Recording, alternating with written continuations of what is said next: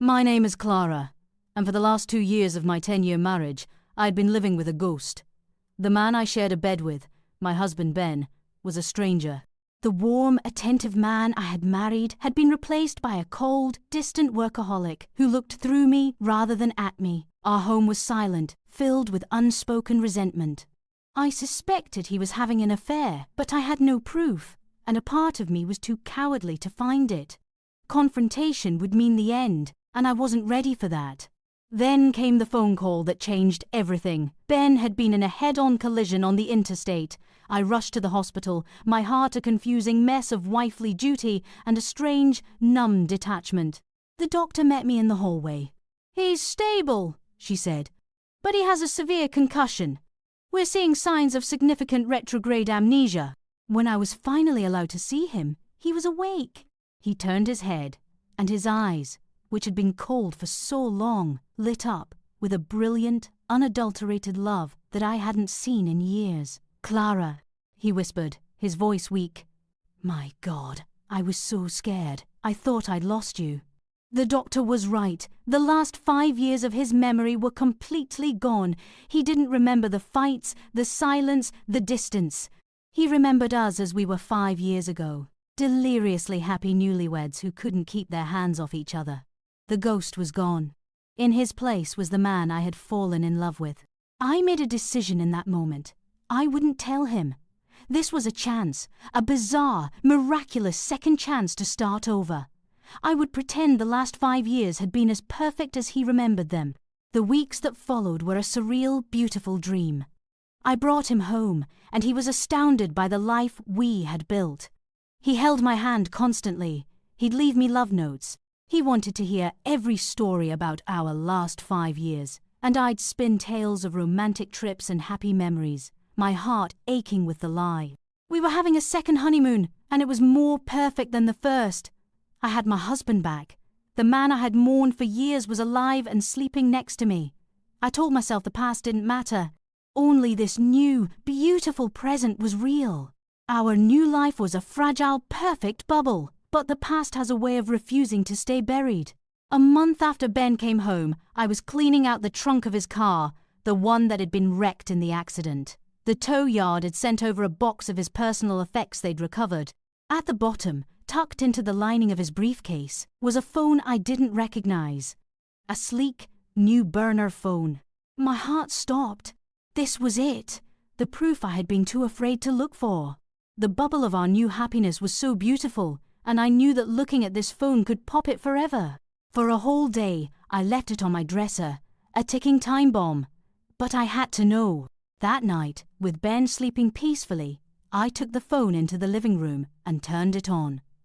It wasn't password protected. The screen lit up, revealing months of messages between Ben and a woman named Nina. They were passionate, filled with inside jokes and plans for their future. There were photos of them on trips he had told me were for work. They had a whole life, a whole world I knew nothing about. The final devastating blow was in his email app. There was a single drafted email addressed to me. It was dated the day of his accident. I opened it, my hands shaking. The words were cold, clinical, and cruel. "Clara," it began, "this is the hardest thing I've ever had to write. But you deserve to know. I am leaving you. Our marriage has been over for years, and I have fallen in love with someone else. Her name is Nina. I am on my way to meet her now to finalize our plans for our new life together. I will have my lawyer contact you regarding the divorce. I wish you the best." I stared at the screen, tears blinding me. He hadn't been on his way to a business meeting. He had been on his way to leave me forever. The accident hadn't just stolen his memory. It had stopped him from destroying my life. I looked from the cold, cruel words on the screen to the bedroom where the new Ben was sleeping, the man who had spent the entire day telling me how he couldn't imagine a life without me. The man I loved was a ghost from 5 years ago. The man he had become was a monster. And now, the monster was gone, but the ghost didn't know he was a ghost. I was living with a man who had no idea he had ever betrayed me. What was I supposed to do? Tell him the truth and destroy this kind, loving stranger? Or live with the secret, loving a man who was only good because he couldn't remember being evil. For weeks, I lived in a private, silent hell. Every time the new, loving Ben kissed me, I would see the words from that email in my mind. Every I love you felt like a lie, even though I knew he meant it. I was in love with a man who didn't truly exist, while being haunted by the man he really was. The secret was a poison, and it was killing me. I couldn't live like this. He deserved to know who he was, and I deserved to be with someone who knew the whole truth. I chose a quiet Sunday morning.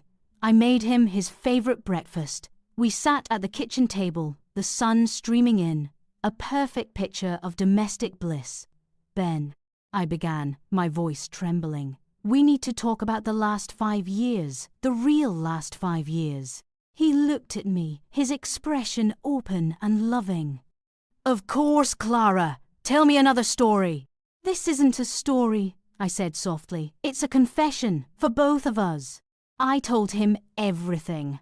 I didn't show him the phone at first. I just told him, my voice breaking, about the distance, the coldness, the man he had become. He listened, his face a mask of confusion and disbelief. That doesn't sound like me, he kept saying. I would never treat you like that. That's when I placed the burner phone on the table between us. The man you are now wouldn't, I said.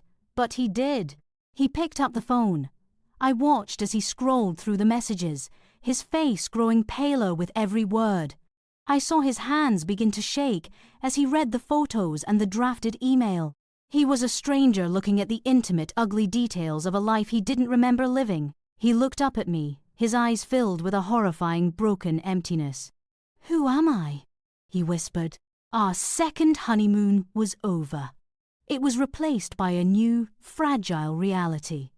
The betrayal was too deep to ignore, but the man who had committed it was gone. We were two strangers, bound together by a past that one of us couldn't remember and the other couldn't forget. We didn't divorce, but we didn't go back to playing house either. We started over. We started going to therapy both together and separately. He had to get to know the man he had been, the man capable of such profound deceit.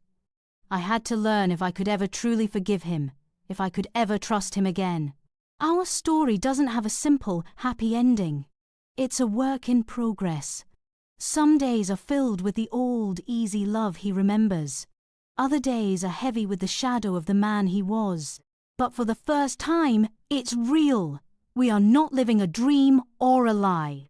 We are two broken people trying to build a new future out of the wreckage of a past, hoping that this time the love we build is strong enough to last.